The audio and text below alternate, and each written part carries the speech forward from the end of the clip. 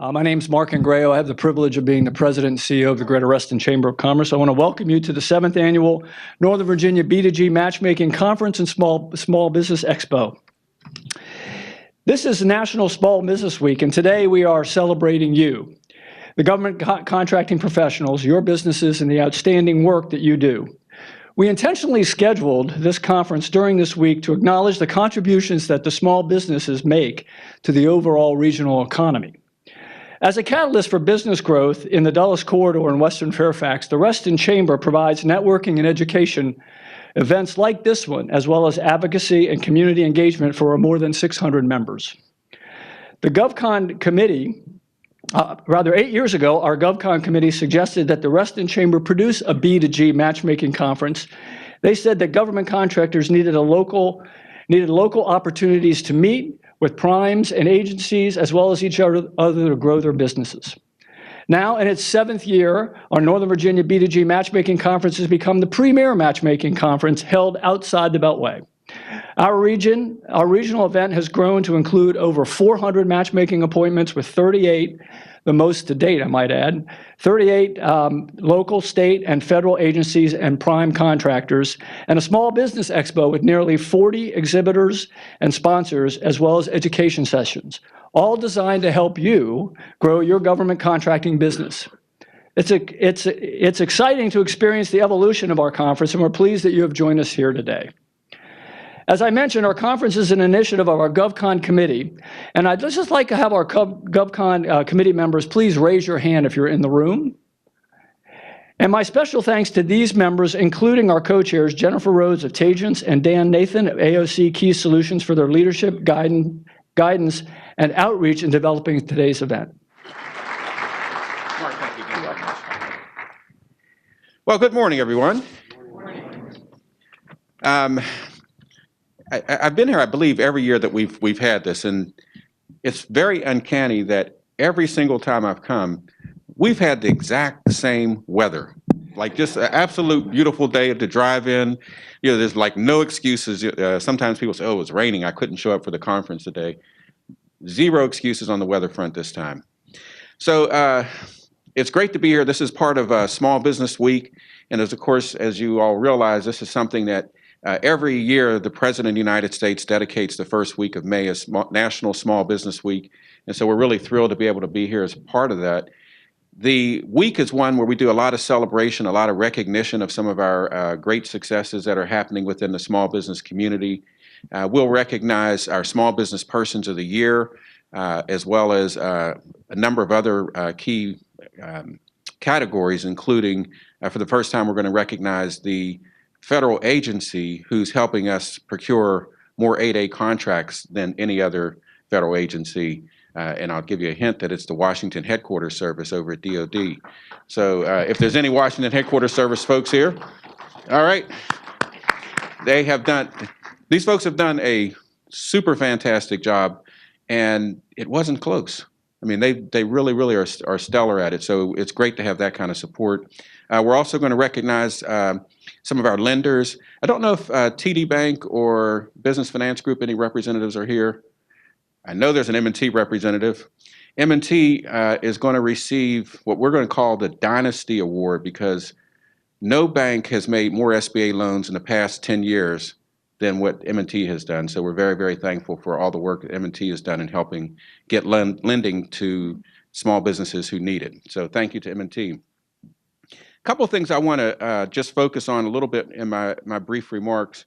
From a federal contracting perspective, you know, we had another general good year.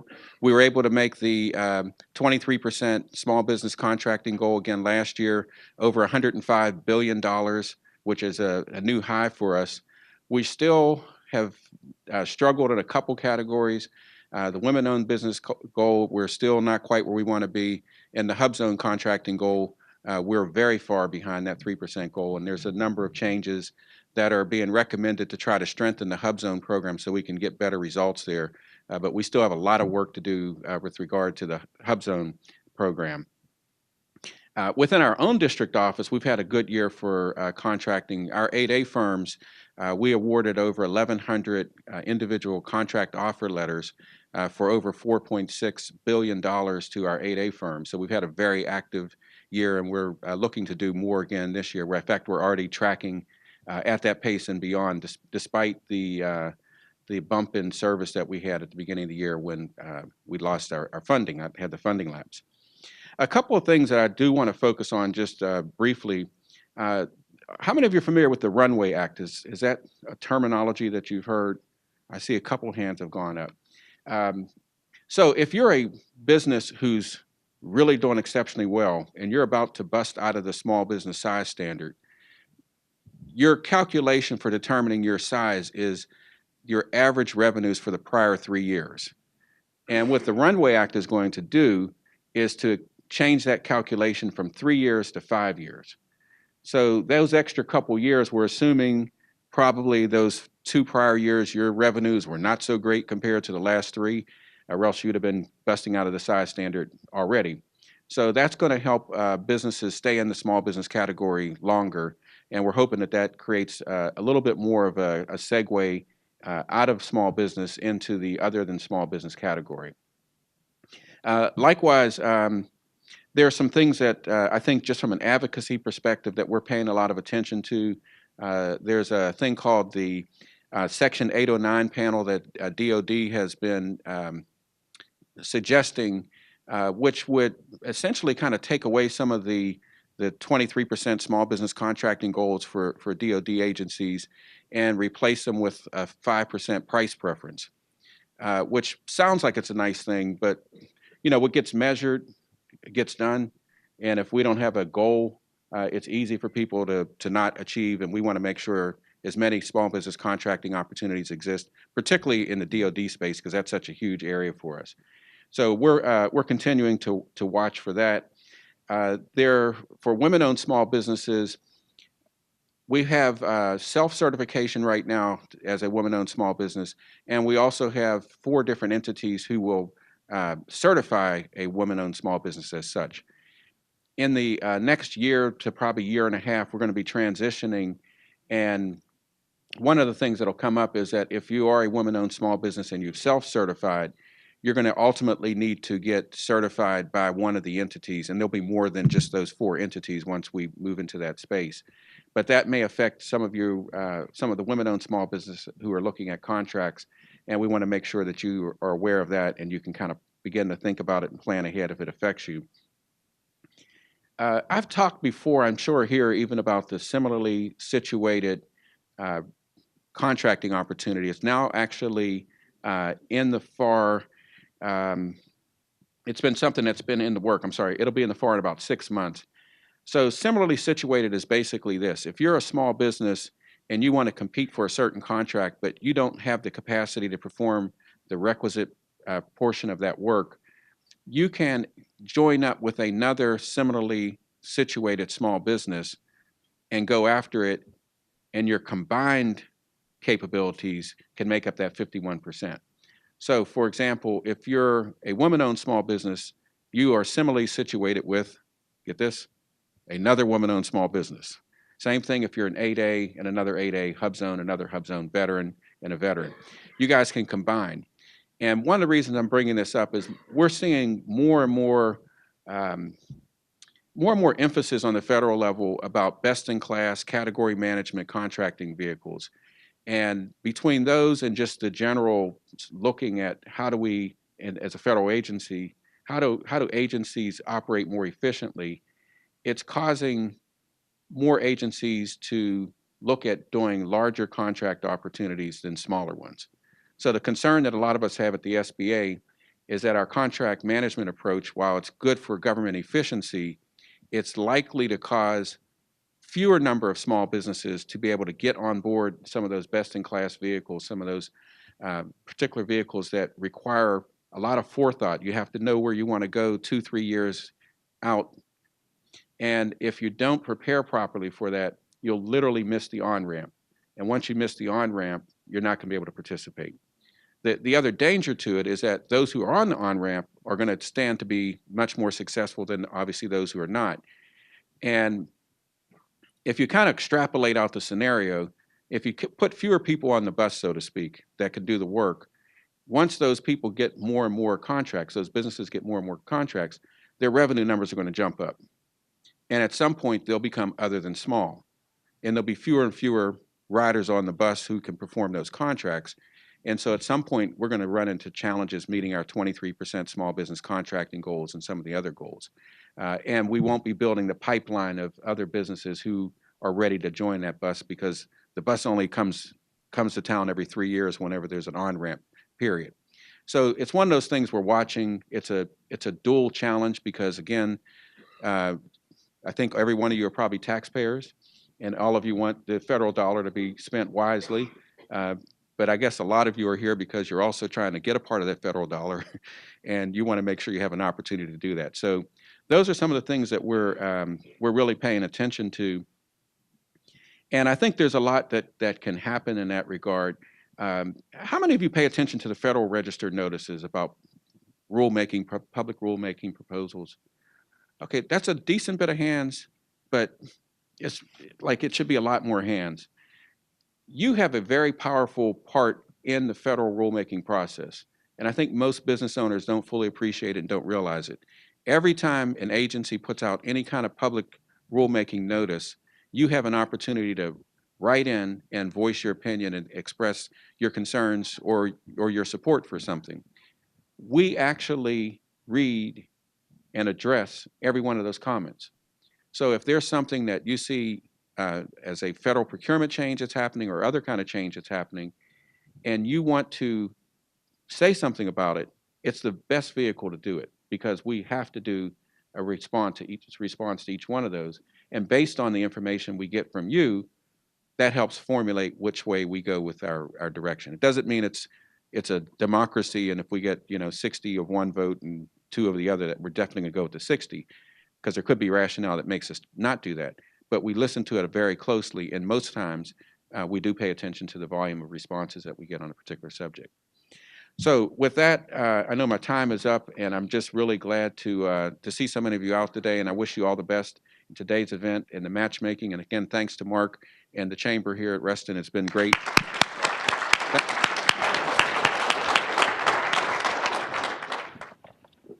Wow, well, good morning. Good morning.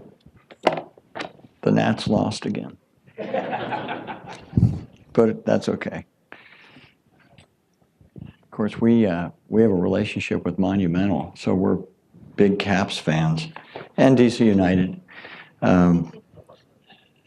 Nobody's doing all that well. Anyway, good morning. Thanks for that great introduction, and Mark and Antonio for your comments as well. So, of course, I am Roger Crone. I'm thrilled to be here this morning. I'll talk for a few minutes, make some comments, and then let you get to the matchmaking, which is why I think most of you are here. By the way, are we using that or this? Good, I'll get rid of that. Okay. Now, I don't pretend to be a recluse, but I have spent most of my adult life living and working in what many people regard as a hidden or difficult or impossible to penetrate world, the world of government contracting. So here's my first message to all of you. Don't let the Harry Potter-like mystique surrounding government contracting work, especially in the intel and defense side of the business, put you off. By the way, my neighbors often ask, well, what is it you really do? And of course, I always tell them I can't tell you, right? Government contracting offers great opportunities to tackle big challenges and expand your horizons. That's why I jumped at the opportunity to speak today at this Small Business and B2G Matchmaking Conference. So I first entered this world in 1978 as a 22-year-old college grad with a degree in aerospace engineering, working in Fort Worth, Texas for a major defense contractor. Now at 62, and many jobs later, I believe there's no greater gift than the opportunity to do interesting and meaningful work. At Leidos, that's something my colleagues and I enjoy doing every day of every week.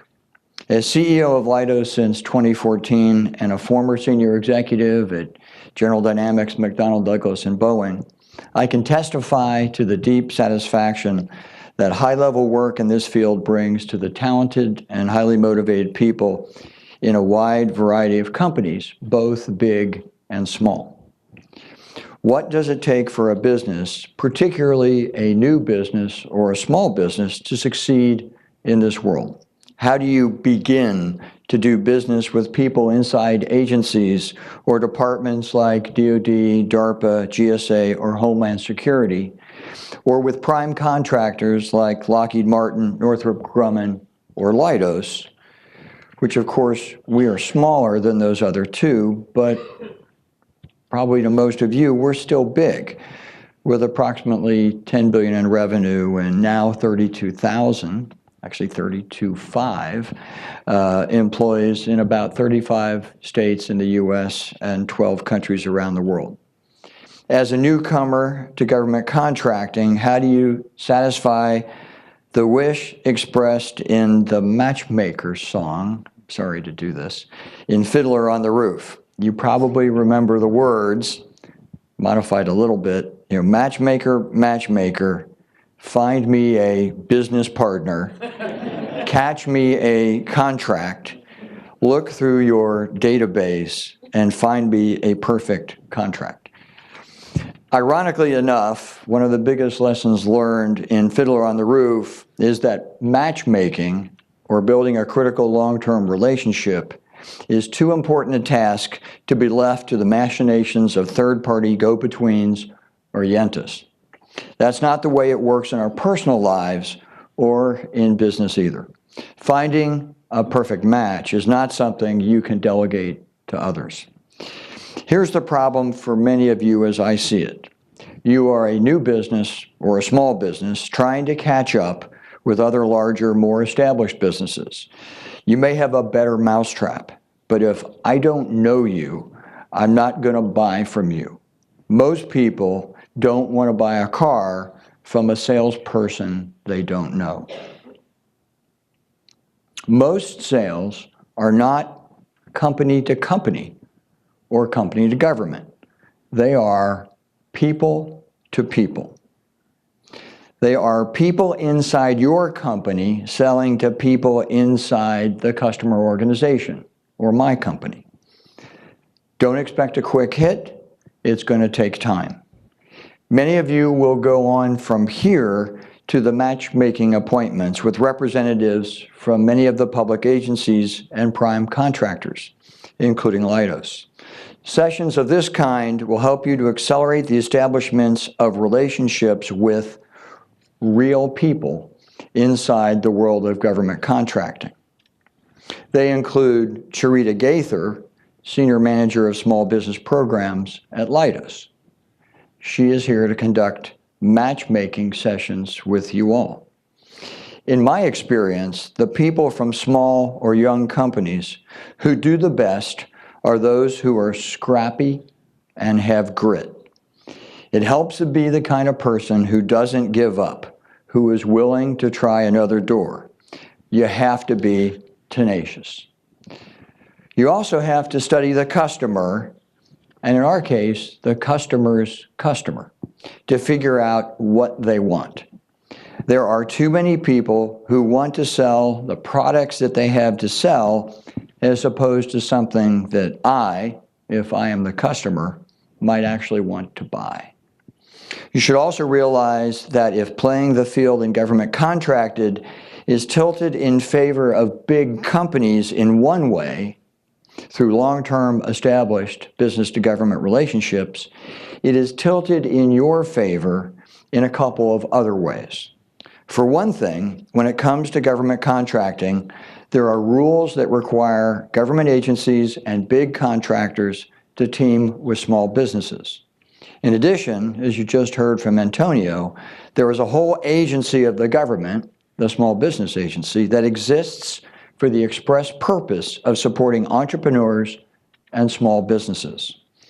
We at Leidos are very aware of the SBA and the valuable contribution it makes to American enterprise in seeking to deliver the 23% of annual contract volume, or almost a quarter of the total, to small and disadvantaged businesses. We are always looking for subcontractors who add value and make us more competitive. We need you in our supply chain. We're thrilled if you have a value proposition to offer us. So let's talk about some of the important trends in government contracting and how they affect both you and me. One obvious one is the quickening pace of major technological change. About a year ago, the Secretary of Defense outlined key areas for investment for DoD and its prime contractors. The new technologies he cited were advanced computing, big data analytics, artificial intelligence, autonomy, robotics, directed energy, hypersonics, and biotechnology. At Leidos, we felt encouraged when we saw that list. We were already making substantial internal investments in 7 out of the 8 areas. Our investments in AI, biotech, machine learning, and other areas are our seed corn for penetration and growing in the evolving markets to meet the evolving customer needs.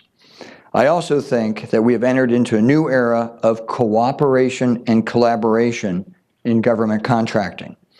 Providing service is no longer enough when the government customer is under growing pressure to modernize, to drive ever-increasing efficiencies, and to secure their aging IT environments from multiple emerging virtual threats.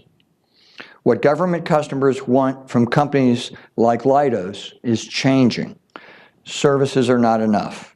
It's not just skilled labor as an extension of the customer's workforce.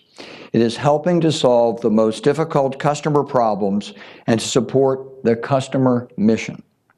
That means having the ability to anticipate and provide intellectual and creative value to the customer in meeting the most challenging objectives. Inside government contracting, there is more emphasis on innovation than ever, and on finding new ways to migrate new technologies from one area to another. Inside Leidos, that means the rapid movement of advanced technologies between different parts of the company, back and forth between defense, intel, civil, commercial, and healthcare. Our ability to pursue and be successful at contract R&D is what I believe sets Leidos apart in many strategic ways. We have world-class people to develop R&D solutions under contracts with customers like DARPA, the Air Force Research Laboratory, the Office of Naval Research, and the National Institutes of Health. To cite one example, scientists at Leidos Biomedical Research, which is embedded in the National Cancer Institute, have helped advance curative therapies for certain cancers. Using big data analytics combined with cutting-edge advances in biotechnology that use human body's immune system to destroy invading cancer cells. Unlike some other prime contractors, we don't buy a lot of physical product.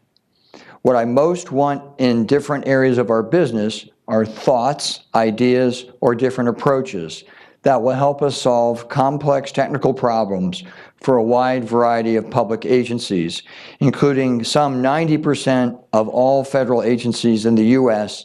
and many other public agencies in other countries. Small businesses have always been the wellspring of innovation, and that is true even more today as technology has lowered barriers to entry. If you can help make us smarter and more responsive to the needs of any of our government customers, we want you on our team. Like many other big companies, Leidos began as a very small company. We celebrated our 50th birthday in February. Our founder was a brilliant scientist and entrepreneur by the name of J. Robert Beister, who earned a PhD in nuclear physics at the University of Michigan. In 1969, at the age of 45, with a wife and 3 kids to support, he used the family home as collateral to secure a bank loan and invested $50,000 to fulfill his dream, launching a company first known as Science Application Incorporated, later to be called SAIC, and subsequently later to become Leidos. SAI earned a grand total of $20,000 in 1969. After that first year, Bob commented, "A surprising thing happened. We actually made a profit." Under his leadership, the company that continues today under the name Leidos dedicated itself to solving big, mission impossible type challenges in government contracting. Some of the early triumphs included a key role in orchestrating the cleanup operations after the partial meltdown of the reactor at 3 Mile Island in 1979. In 1983, President Ronald Reagan announced the Strategic Defense Initiative, a missile defense program to defend the country from a Soviet nuclear attack. 2 years later, the Pentagon awarded SAI, now Leidos, a $5 million contract to research how the system should be designed. DoD chose our company as the key integrator in the program, dubbed Star Wars, that proved to be one of the key events in leading to the collapse of the Soviet Union and the end of the Cold War. Even though Leidos is a whole lot bigger today than it was then, we have remained true to Dr. Beister's vision of tackling some of the toughest and most intellectually stimulating jobs in government contracting. Our mission statement now says, "We make the world safer, healthier, and more efficient through information technology, engineering, and science." But there is no "not invented here" syndrome at Leidos. We welcome fresh ideas and think from outside our own organization. Let me repeat what I said a moment earlier.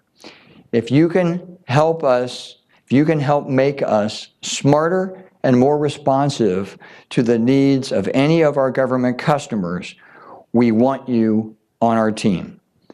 Dr. Beister believed none of us are as smart as all of us. And today, we continue to believe that that is true. So again, thank you for having me here as your keynote this morning. We're going to have a great conference. I did go in the back and visit some of the small business people at the matchmaking tables. They're excited about meeting with many of you.